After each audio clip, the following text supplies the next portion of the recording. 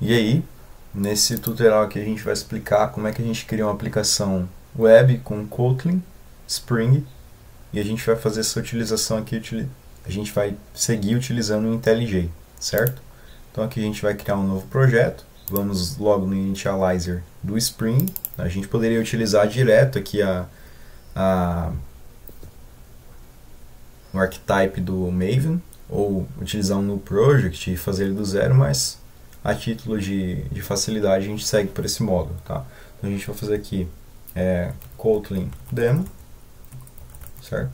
Kotlin Spring, melhor dizendo. Aí.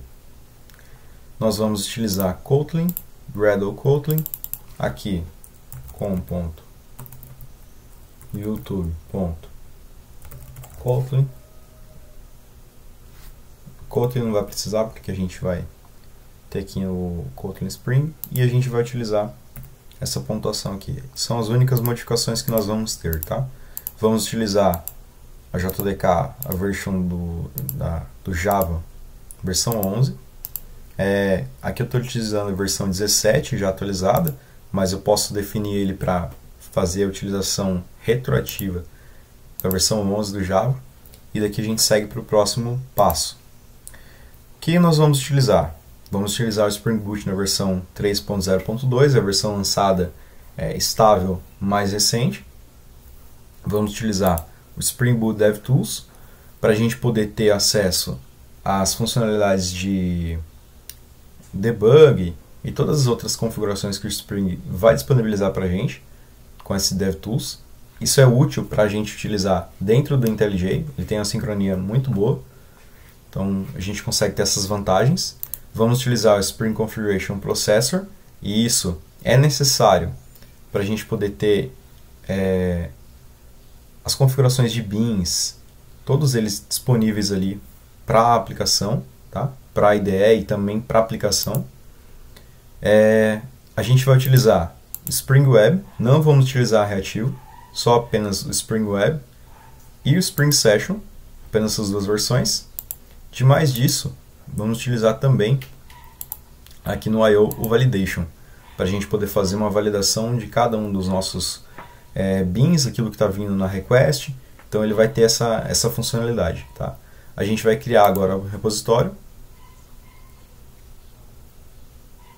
Nesse momento ele abre o helper dele e ele vai começar a fazer download ali das dependências. Aqui eu já estou abrindo o arquivo inicial da aplicação.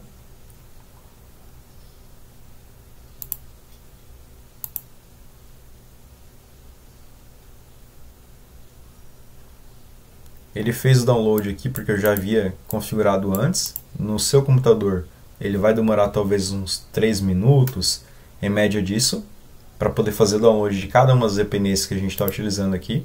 Caso você não tenha utilizado ainda a versão 3.0.2 de Spring, ele vai fazer todo esse download e as demais dependências também. Senão você já vai ter esse ganho de velocidade na hora de fazer o download da aplicação, das dependências dela.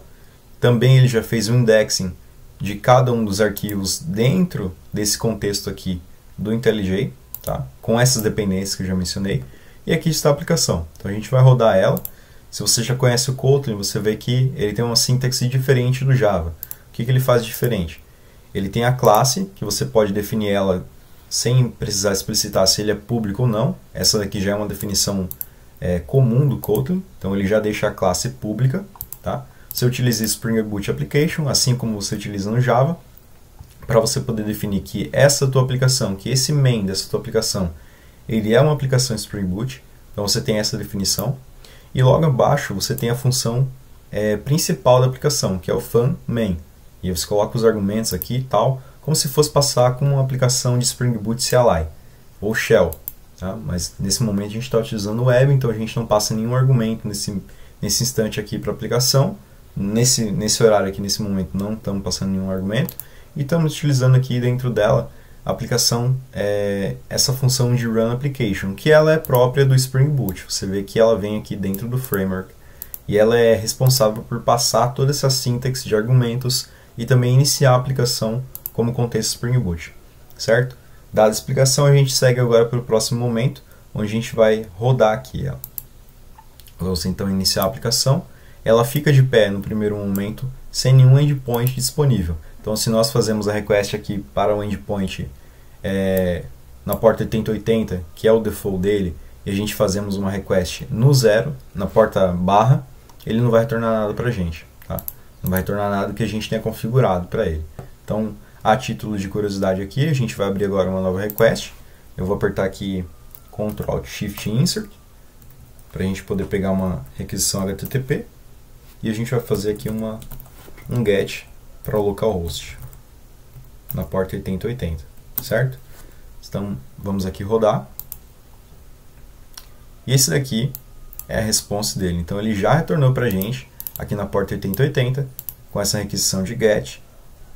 Todo esse parâmetro aqui, os headers aqui da response da HTTP, já informando para a gente que não existe nada nessa porta, nesse path aqui que a gente fez na request. Se a gente fosse passar qualquer outra request ali, enfim, ele também não traria para a gente essa response, tá?